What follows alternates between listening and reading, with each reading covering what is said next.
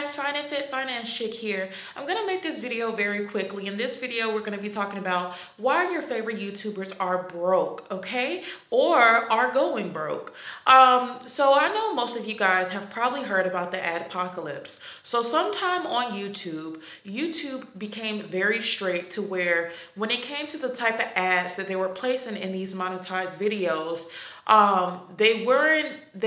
depending upon the content that you put out, if it was like age restricted or you were cursing too much, or i.e. using too much profanity, or you were having alcohol in the video or smoking in the video, or anything that they can ding you on, regardless if it's the smallest thing or not, they were restricting ads from being placed in your video, which caused a lot of YouTubers to lose a lot of money. Okay, the money that they were used to making, they began making darn near half of that money because their videos weren't certain ads. The amount of ads were not being placed the same way in their videos. So, in addition to that, for those who don't know, this January, there was another rule that was placed on YouTube, basically stating that content creators have to decide whether or not their videos are kid-friendly. So if your videos are kid-friendly, then of course your ads will be somewhat restricted because you will only be able to have kid-friendly based ads in your videos, or ads that appeal to kids as well. And if your channel is not kid friendly and you market as an age restricted channel, then that means that the amount of ads that's placed in your videos are going to be extremely limited. Okay. And if you decided to put your channel as kid friendly and you are caught on YouTube still making content that do not really appeal to kids, then they can cancel your channel, delete your channel, or do extreme censorship of your channel, or shadow blocking. For people who don't know what shadow blocking is, that means, you know how they used to put like your videos in other people's recommended. Your videos will stop being in other people's recommended because you will be shadow blocked. So this is the reason why a lot of your favorite YouTubers are going broke. Because let me talk to you guys for a little bit. What happens is a lot of these YouTubers are not used to that fast money, are not used to the great amount of money that they receive doing YouTube. So a lot of YouTubers, even smaller YouTubers, are banking in a good $1,000 to $3,000 a month, strictly off of YouTube, which oftentimes is more than the money that they were making at their 9-to-5 job before they began YouTube. So when a person who already doesn't have a good handle on money management or big money in general receives a large amount of money, then they are likely to spend that money very in a very not smart way, okay, in a very dumb way, if you will.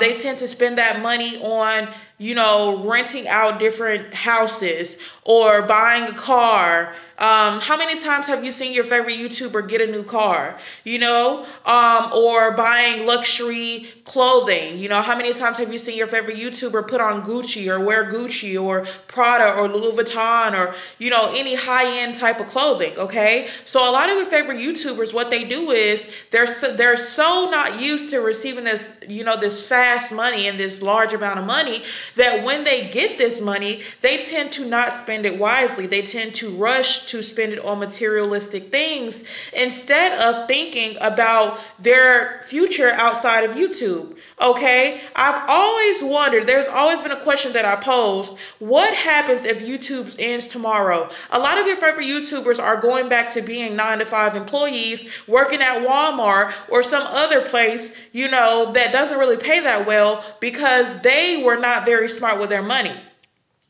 What you should do, what your favorite YouTuber should do, and a lot of them do this, I know of a YouTuber personally that makes really good money on YouTube, and he spends his money very wisely by investing in other business endeavors and by putting a bulk of his money that he earned into a savings account. Okay, so that way, if YouTube was to end tomorrow, he is financially free and he is financially set. That is the wise thing to do. Unfortunately, a lot of children, a lot of youngins, and I'm not saying that young people are just all ignorant, but majority are ignorant when it comes to finances, when it comes to money.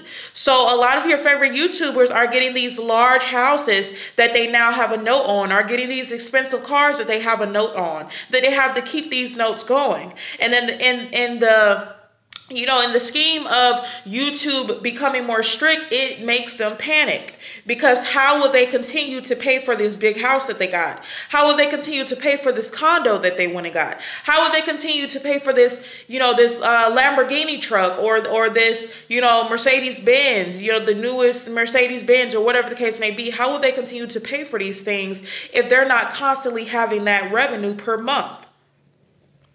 So it's very important, if you guys don't get anything else from this video, that if you become a YouTuber and you start making a lot of money on YouTube, please save your money. Put your money into a savings account, Make sure your savings account gets up to $50,000. And after that, then you can decide to spend your money on materialistic things that are not going to generate you profit in return.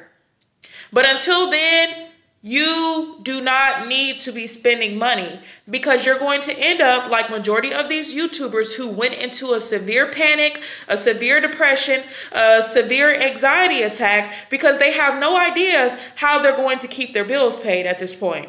And another mistake that a lot of YouTubers make is they depend on YouTube as their sole income.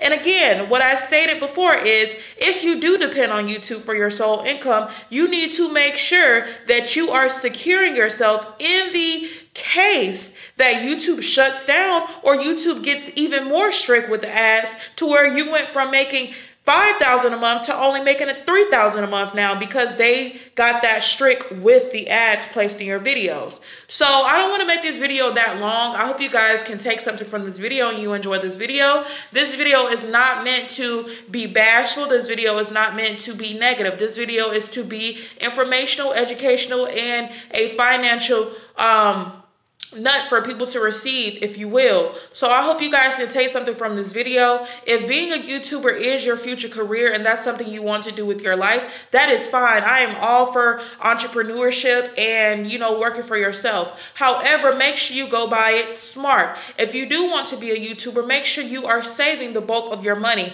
not rushing out to show off and to get more views, for your kitty followers who are still staying with their parents, who have no real financial responsibility. If you know that you live by yourself, or if you have to take care of your family, the most important thing that you need to do is make sure that your family is financially secure. And by doing that, that means the money that you generate from YouTube, invest it into an endeavor that is going to make return profit for you.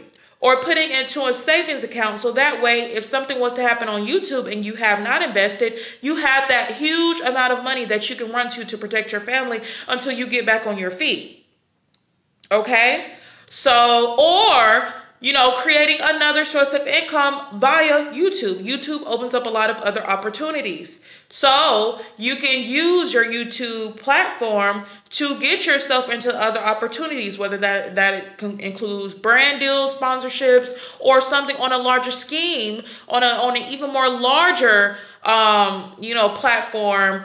You can do that as well. So I hope you guys enjoyed this video. I'll catch you guys in my next one. Bye.